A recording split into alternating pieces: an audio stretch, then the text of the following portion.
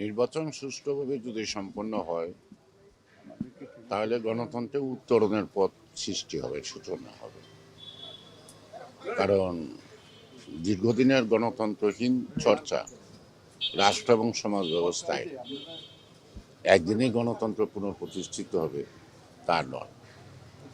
অর্থাৎ মানুষ তার ইচ্ছায় স্বপ্রণোদিত হয়ে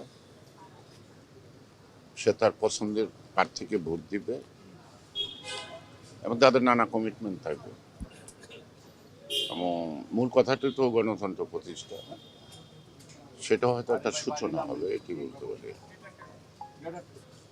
কি পরিমাণ মানুষ সমাগম হবে সেটার জন্য ওই দিন পর্যন্ত অপেক্ষা করতে হবে দেখার জন্য। এটা দলের প্রস্তুতির ব্যাপার না, মানুষ প্রস্তুত, তারা অপেক্ষায় আছে, তারা যাবে।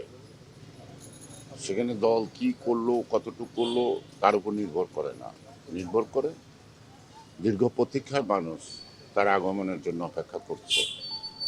দল যেভাবে আছে, একটা নেতার অনুপস্থিতি নেতা কর্মীরা উজ্জীবিত। আধুনিক প্রযুক্তির মাধ্যমে তিনি দীর্ঘদিন দলের নেতা কর্মীদেরকে নিয়ে আন্দোলন সংগ্রাম করার একটা পর্যায়ে, এটা সফলতার পর্যায়ে। তার উপস্থিতিতে এটা আরো সুন্দর, আরো সৃজনশীল হবে, আরো কিছু দোষ ত্রুটি থাকলে সেগুলোই ত্রুটিমুক্ত হবে। এটা বিএনপির দেখার ব্যাপার না, সারা পৃথিবী এবং সাধারণ মানুষ দেখার ব্যাপার। বিএনপি সরকারে নাই, তো যদি নিরাপত্তা তাদের হুমকি থাকে সেটা সরকার দেখবে কেন তারা এটা অনুভব করছে। এই নিরাপত্তার হুমকি তো আমরা কম বেশি সবাই আছি। এমন কোনো মানুষ কি বলতে পারবো বুক টান করে যে না আমার কোনো নিরাপত্তার প্রবলেম নাই? আছে তো, আছে। সুতরাং এগুলি তো একদিনে উত্তরণ হবে না।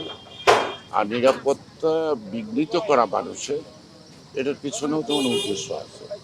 সেই উদ্দেশ্যটা একটাই, এই যে মানুষ যে অপেক্ষা আছে 12ই ফেব্রুয়ারি নির্বাচন ভোট দিবে, সেই ভোটটাকে নস্যাৎ বা বানচাল করার জন্য একটা চক্র কাজ করছে। সেটা যদিও দৃশ্যমান না, তবে পর্যায়ক্রমে এগুলো দৃশ্যমান হবে।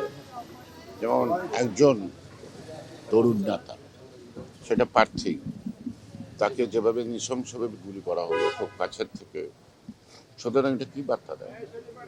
এই বার্তা দেয় প্রত্যেকটা মানুষকে যেমন ঘটনা ঘটতে পারে।